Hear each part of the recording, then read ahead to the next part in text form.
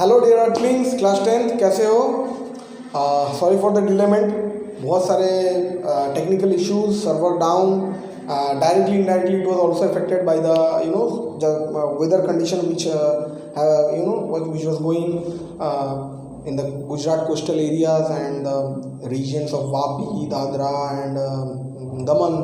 So the technical departments were also not much active during that time, and that's why our server went down, and that's why the uploading got delayed. But I hope that from now on we will be not facing such problem.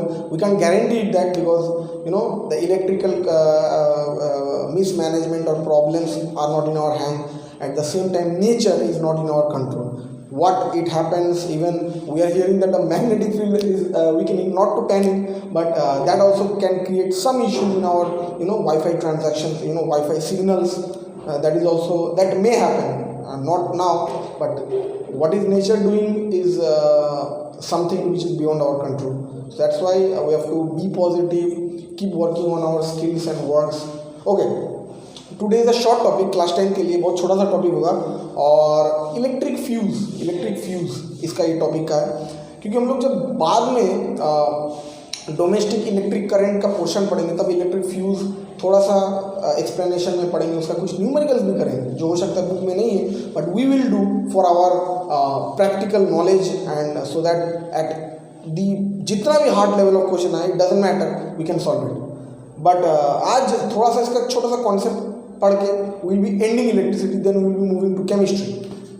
Now electric fuse जो concept है ना, वो directly joules law के साथ, या electricity का जो heating effect है, heating effect due to electricity का डायरेक्ट कनेक्शन. अगर इलेक्ट्रिसिटी का हीटिंग इफेक्ट नहीं होता तो हम लोग को ये तो पता था कि बहुत सारे अप्लायंसेस जैसे कि हीटर, गीज़र, आयरन, बहुत सारे चीज़ नहीं हो पाता था अगर हीटिंग इफेक्ट नहीं आता. Even refrigeration is also due to the heating effect. अब तुम बोलो सर तो हीट घटाता है, तुमको समझ में आएगा, वो एक रिवर्सेबल प्रोसेस करके कॉन्सेप्ट रहता है जो तुम लोग बाद में पढ़ोगे, जिसकी वजह से वो हीट कहीं ना कहीं क्रिएट करता है, एब्जॉर्ब करता है, साइकिल में चलता है, बहुत कुछ पढ़ोगे, क्लास 11 में आओगे तो तब पता चलेगा. मगर इसी के कारण एसी, फ्रिज, गीज़र, हीटर, ये सब कुछ हो रहा है. और फ्यूज़ एक ऐसा डिवाइस, बहुत ही सिंपल डिवाइस, इस इलेक्ट्रिसिटी का हीटिंग इफेक्ट के वजह से ही वर्क करता है. ये जो डिवाइस है ये हीटिंग इफेक्ट के बलबूते पे चलता है, and it's a marvellous device. तुम्हारे घर का हर एक इलेक्ट्रिकल अप्लायंसेस से बचा देता है. शॉर्ट सर्किट जब होने को आता है या बहुत ज़्यादा जब ओवरलोडिंग हो जाता है तो उसकी वजह से तुम्हारा घर पूरा जल के राख हो सकता है, तुमको इलेक्ट्रिक शॉक लग सकता है, तुम्हारा पूरा इलेक्ट्रिक का जो वायर का डिस्ट्रीब्यूशन है वो जल के राख हो सकता है, महंगा तुम्हारा एसी, फ्रिज, गीज़र, माइक्रोवेव वो जला दे सकता है. But only due to the sake of हम द फ्यूज़ के मदद की वजह से we are saved. But how does it work? First of all electric fuse का एक हम लोग का साइंटिफिक सिंबल रहता है, उसको ऐसे यूज़ करते हैं. This is the symbol of fuse. What is the fuse actually comprised, made up of? It's a thin wire. First of all, उसका जो फर्स्ट पॉइंट अगर बोले तो एक थिन वायर रहता है, ऑब्वियसली वो कंडक्टिंग रहता है, इसमें कोई शक नहीं है. ये कंडक्टिंग वायर कहाँ पे रहता है मालूम है? जहाँ से हम लोग का मेन इनपुट होता है, जहाँ पे हमारा लाइव वायर आता है, जहाँ से हमारा करंट आ रहा है, और हमारे घर के उसके बाद जब इलेक्ट्रिकल उसके बाद डिस्ट्रीब्यूशन होता है, कोई ऊपर माले में जाता है, कोई नीचे माले में जाता है, कोई वायर पंखा में लगता है, कोई वायर फ्रिज में लगता है. तो उसी के बीच में इलेक्ट्रिक फ्यूज लगा दिया जाता है. बहुत ही पतला वायर रहता है, इसका जो रेजिस्टिविटी रहता है वो बहुत हाई रहता है. हम लोग रीजन्स में आएंगे, क्योंकि वर्किंग समझेंगे तभी हम लोग रीजन्स पता चलेगा. हाई रेजिस्टिविटी रहता है, पहले पॉइंट समझ लेते हैं. लो मेल्टिंग पॉइंट रहता है, low melting point made up of, किससे मेड अप ऑफ रहता है? Made up of tin. Mainly अगर मैं बात करूं तो टीन एंड लेड, ठीक है. SN ये बहुत ज़्यादा रहता है, मान के चलो 63% टीन रहता है and 37% PB, plum bomb scientific name, PB रहता है. ये इसका रेशियो रहता है, इस तरीके से ये बना हुआ रहता है. बाकी एल्यूमिनियम, कॉपर है ना, जिंक, ये सब मिला के भी हम लोग बनाते हैं. बट जनरली जो टीन फ्यूज़ पाया जाता है सबसे ज़्यादा इसी का एलॉय से बनता है, टिन और लेड का एलॉय से बनता है। नाउ लेट्स नो अबाउट कि what does it, how does it work. High resistivity इसका क्यों होता है और लो मेल्टिंग पॉइंट क्यों होता है? देखो, when ever overloading occurs, by chance जहाँ से पावर जनरेट होकर करंट आ रहा है, ट्रांसफार्मर से आ रहा है, कुछ से आ रहा है, या अचानक जो बिजली का वायर में अगर मान के चलो इलेक्ट्रिक्यूटेड हो गया, शॉर्ट सर्किट हो गया, तो अचानक क्या होता है, ये सब हम लोग पढ़ेंगे, शॉर्ट सर्किट होता क्या है, ओवरलोडिंग को और अच्छे समझेंगे। बट अभी समझ लो, ज़्यादा इलेक्ट्रिक करंट आ गया, एक वायर से ज़्यादा इलेक्ट्रिसिटी फ्लो होना चालू कर दिया, तो सबसे पहले क्या होने वाला है, इलेक्ट्रॉन बहुत ज़्यादा दौड़ेंगे। इलेक्ट्रॉन ज़्यादा दौड़ेंगे तो नॉर्मल सी बात है, कॉलिजन ज़्यादा होगा, हीट ज़्यादा होगा, और वही हीट अगर हमारे घर के हर एक अप्लायंसेस तक वो उतना ज़्यादा करंट आ गया तो क्या हो जाएगा, इलेक्ट्रिक अप्लायंसेस जल जाएगा, क्योंकि उनका एक सर्टेन अमाउंट ऑफ पावर है, एक certain amount of electric current ही वो यूज़ कर सकते हैं, एब्जॉर्ब कंज्यूम कर सकते हैं। उससे ज़्यादा आएगा तो उसका जो कॉइल्स वगैरह है ये सब जल जाएंगे। तो इससे बचने के लिए हम लोग ने ऐसा एक थिन वायर लिया जिसका हाई रेजिस्टिविटी हो।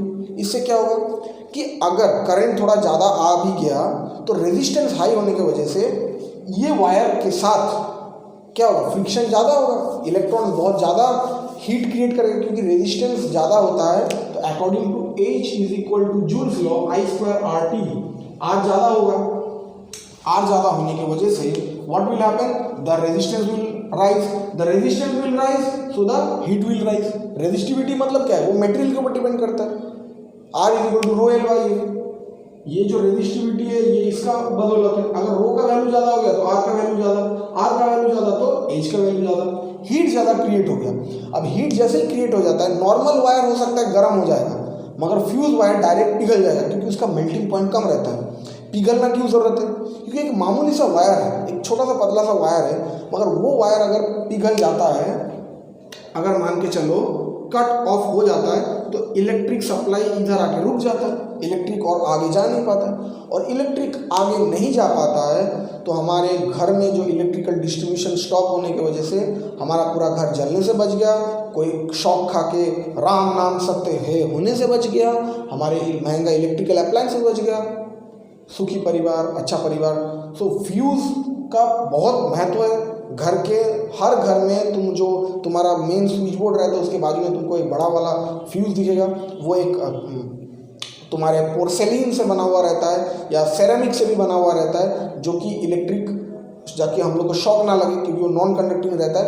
अंदर, उसके अंदर एक पतला सा थिन सा ये टीन और लेड का एलॉय बना हुआ रहता है।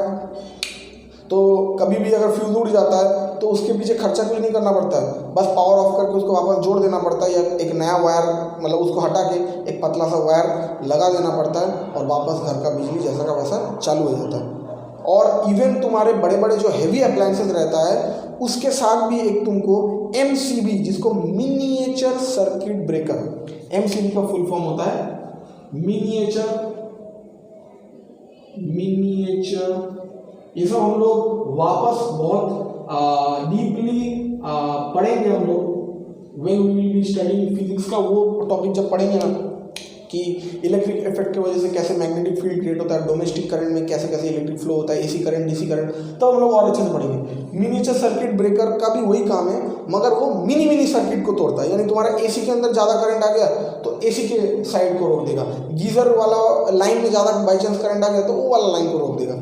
यानी पूरा घर का अगर मान के चलो तुम्हारा मेन फ्यूज़ काम नहीं भी किया तो भी ये मिनिएचर सर्किट ब्रेकर, जो कि वन टाइप ऑफ फ्यूज़ ही होता है, वो जाके ये खत्म कर देता है, सर्किट को ब्रेक कर देता है, अपने आप को सेक्रीफाइस करके पूरा घर को बचा देता है। So that is why fuse is also known as a sacrificial device which stops or breaks the circuit due to overloading or short circuit and saves the electrical appliances and the circuits from getting burned or catching fire. So this is the concept, बहुत short topic था, आज हम लोग इसको ख़त्म किए। We will be getting some very good questions and numericals on that, and from the next lecture on we will be getting the chemistry. We will be starting with the chemistry chapter. इसका कुछ मिला जुला के, यानी Ohm's law के साथ, joules law के साथ, रेजिस्टिविटी के साथ सब कुछ मिला के जितना भी टफ से इजी से हम लोग कुछ न्यूमेरिकल सेट बनाए हैं वो न्यूमेरिकल सेट तुम लोग को दिया जाएगा, उसका सॉल्यूशन करवा दिया जाएगा and after that will be studying the new topic. Slow जा रहे हैं, स्टेडी जा रहे हैं, ताकि slow and steady wins the race. अच्छे से समझो, धीरे से समझो, everything will be clear. Till then keep studying. जय हिंद।